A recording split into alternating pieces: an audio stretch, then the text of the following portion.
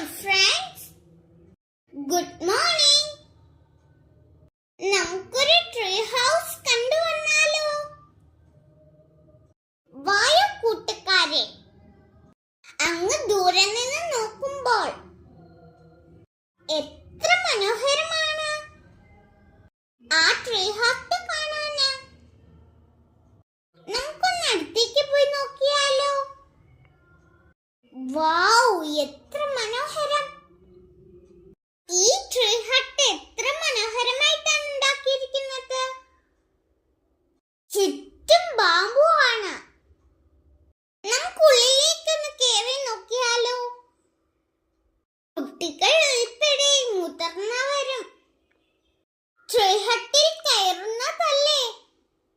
Safety പ്രധാനമാണ്.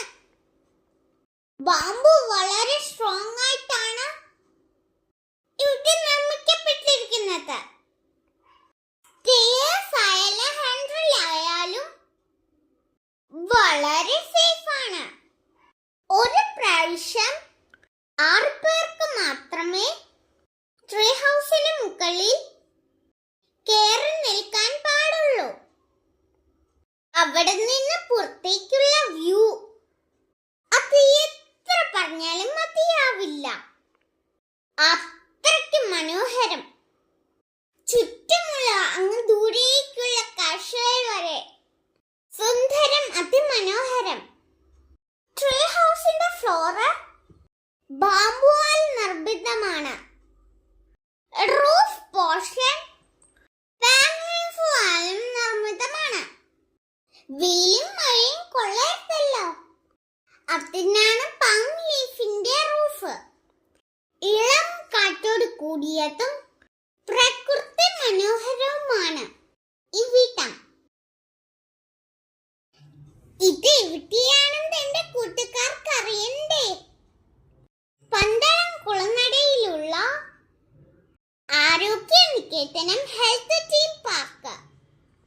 നമുക്കിനി ഒരു ആർട്ടിഫിഷ്യൽ ആയിട്ടുള്ള മിയാവാക്കി വനം ഒന്ന് കണ്ടുവന്നാലോ?